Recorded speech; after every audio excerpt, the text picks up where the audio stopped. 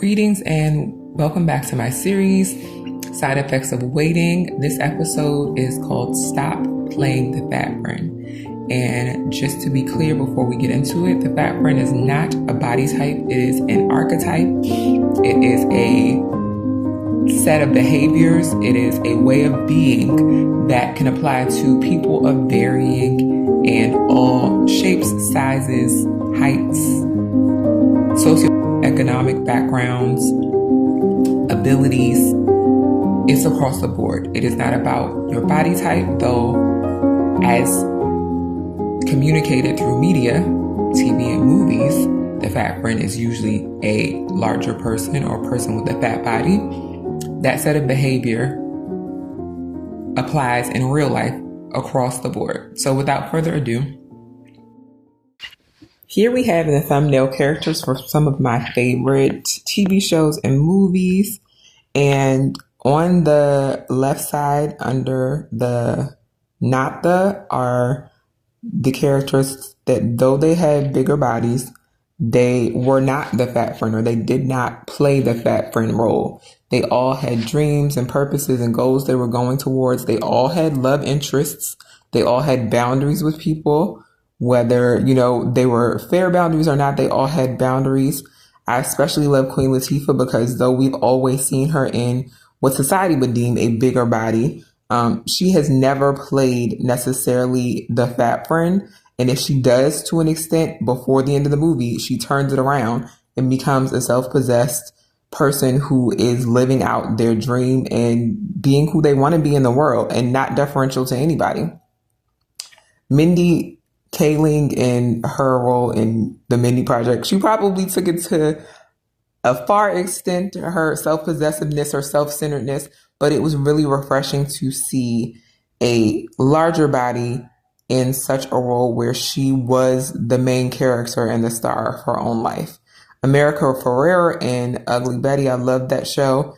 Though she was an assistant, she was not deferential to her boss or anyone around her. She still stood in her identity. She stood in her beliefs. She stood in her agency, despite the fact that she was sometimes serving people. So these are all great, I think, examples and, icons if you need some inspiration and maybe some example of how to stop being the fat friend. On the right side, we have Katherine Heigl in 27 Dresses. And as you can see, she does not have a fat, quote unquote, body type, but her behavior in the movie, how she is deferential and self-deprecating towards the people around her. She is an assistant, but she takes that way too far, in my opinion, in what she does for her boss and how she reads his mind and all the things she does for him, to an extent where he doesn't even see her. And he doesn't even see that she's in love with him. And I think her being in love with him was part of how she even got to the way that she was doing the things she was doing for him. I think it was a limerent situation. Look up limerence. I think that's very relevant and prevalent among people who find themselves playing the fat friend role. I think being in love with someone or an idea that doesn't even see you and doesn't consider you, I think that is part of this role sometimes. And then we have Drew Barrymore in Never Been Kissed. And I love part of this movie because in the beginning, when she looks like this, before she has taken control, and see, her body doesn't change. And I think Drew Barrymore, at least in this movie, she was like mid-sized. And so not necessarily particularly the fat friend in visually, but in her behavior and how she kind of like ducked behind everyone and how she didn't stand up for herself. She didn't take up for herself. And once she had a makeover, but not just the makeover, she started doing what she wanted to do. She started living her life. She started playing the role that she wanted to play, and really in some ways making up for who she had been in her younger years. And so this version of her in this movie is the fat friend. But if I had put the other version, it would be on the side with not the fat friend. And then we have, is her name Rose? Her name was Rose in the Titanic, but I can't remember her name right now. And I don't have the time to look it up really quickly, but she is in The Holiday. And what is her real name? Lord. Anyway, you know who she is. Not Drew Barrymore, not Katherine Heigl, the other person.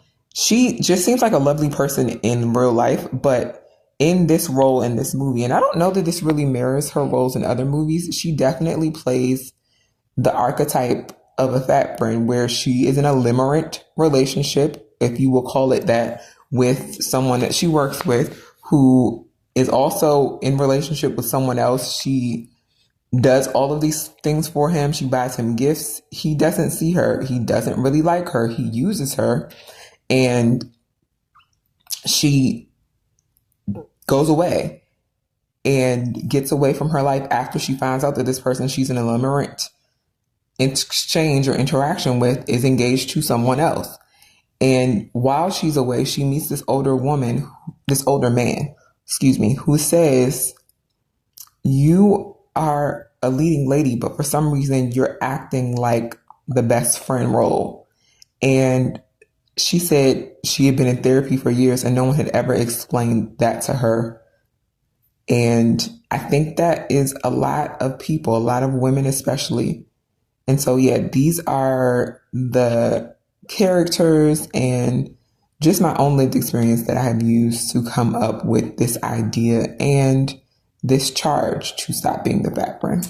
This topic really started coming to mind probably about a year ago when I really observed in my circle of influence and love some behavior from a few people, one in particular, where I said, they, first of all, don't know who they are, and they don't believe in their own purpose, their own life, their own worthiness, that they would keep sacrificing their lives, their joy, their happiness for people who don't care about them, don't love them, don't see them, only will use them for what it is that they have to offer them, and without regard for how it impacts the person who is giving.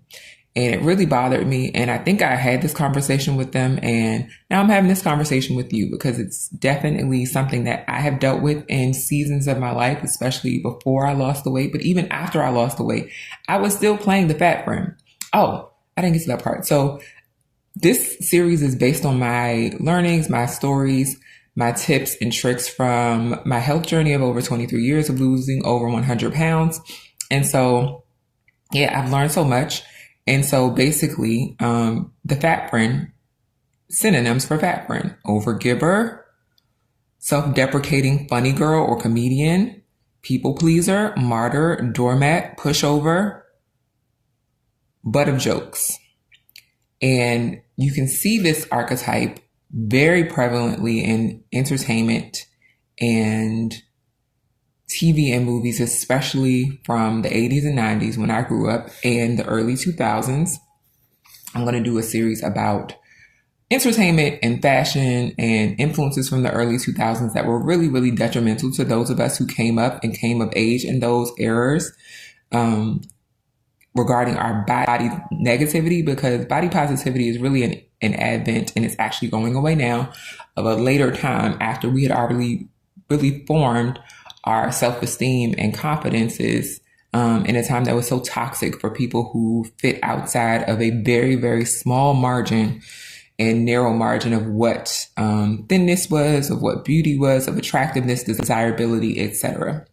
So what I want to say in this video, in this episode, is that really take account of the relationships in your life and what you are giving and what you are receiving. I believe in generosity in certain seasons, in certain relationships, and for people who appreciate it and reciprocate in one way or another. I don't think the reciprocation is always equal. I think it's sometimes equitable, because I don't think that you're getting back always what you're giving to the person, like a one for one. But I think we give to people in certain ways and they give back to us in other ways. But I think relationships where you're doing all the giving and you're getting nothing back, and you're leaving conversations and outings and interactions, feeling empty, feeling weighed down, feeling not the way that you felt entering those situations, conversations, interactions. I think you really need to be mindful of how you stretch yourself and to know that your worth is not determined by the role that you play in other people's lives, at least not solely.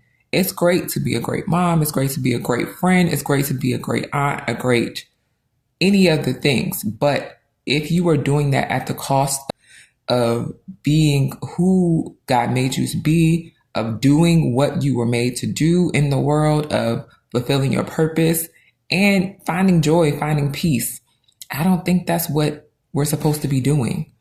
I think that, yes, sacrifice can be necessary in certain seasons and certain relationships, but I don't think you're supposed to be setting yourself on fire to keep other people warm ever.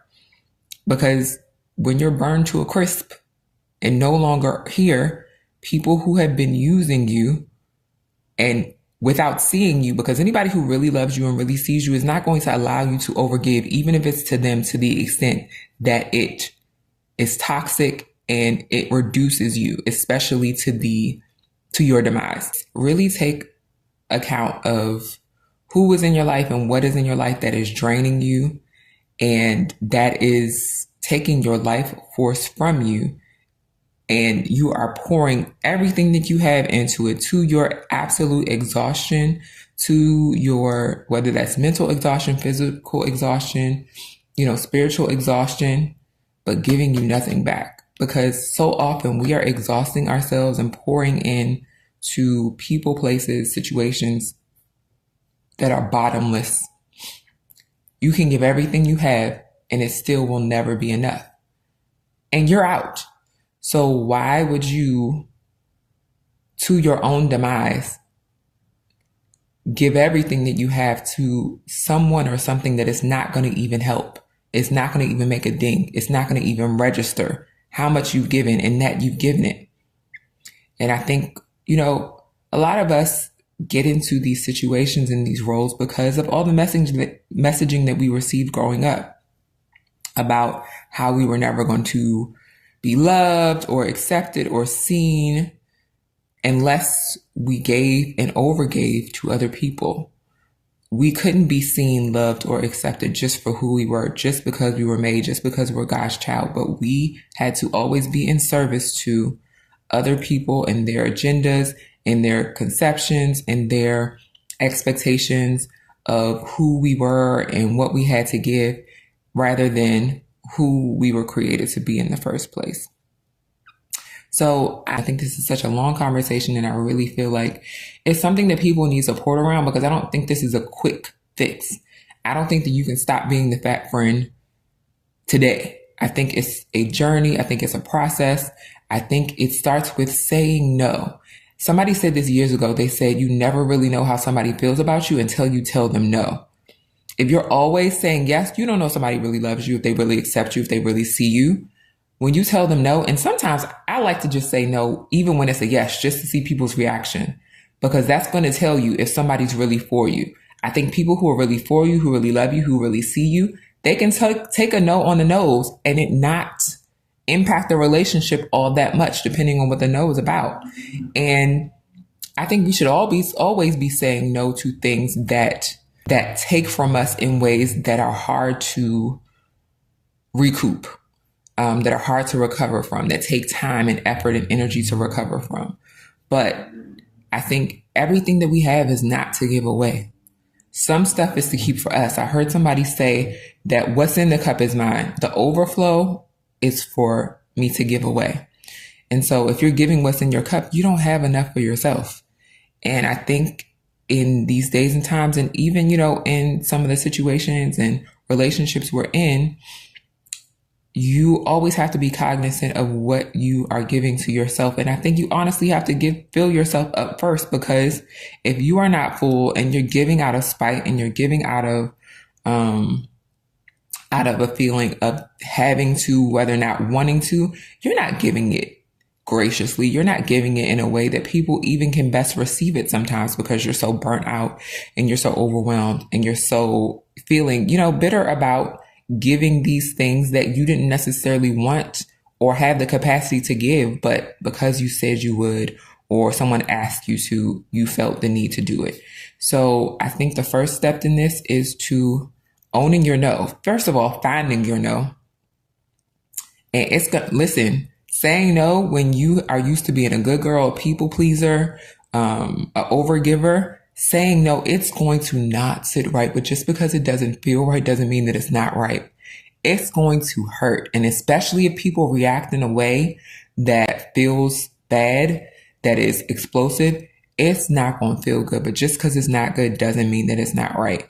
And so the first step I do believe is finding a place and something that you could carve out for yourself and guarding it fiercely. And if that means telling people no, whether that's over your time or your resources, your money, you got to do it. It's about saving yourself, because what I don't want to happen is you get so overwhelmed, so exhaust yourself so much that there's nothing left. And your precious life is taken from you, and everybody else just goes on living their life and exhausting and taken from somebody else. And you have been robbed of your precious life. That is what I don't want to happen. I feel like our foremothers and grandmothers and great grandmothers, especially those in the Black community, they didn't really have a choice to overgive. And I think so many of them died of not natural causes, of diseases and infirmities and illnesses that were manifested in their body because of them not being able to say no, or them not having the strength or the courage to say no, or just not being able to say no, and not being able to not be a martyr, not being able to not be an overgiver, a pushover, or doormat, or people pleaser. I don't think that no was even in their vocabulary. It was even in their capability. But in the year of 2026, our Lord, I believe that most of us, we have a no. We have the ability to say no and still remain safe, at least physically, and still remain well, and still remain taken care of. Though it will be a shock to the system and the sensibilities, and even probably shake some relationships and some interactions. I think no will save your life, and definitely your sanity, because I think the long-term implications of being the fat friend and all of the implications of what that means is no more you. And whether that's literally no more you or figuratively no more you, like where you disappear into other people's lives, into other people's purposes, other people's situations, other people's everything, and become nothing to yourself, and especially not what you were made to be and who you were made to be. So that's the end of this video. I feel like no matter your size, I beg you to do what you need to do to be the main character of your own life. Okay, that's it for now. I'll be back tomorrow with another video. I have so many topics that I want to touch on, but this is it for today. Be well.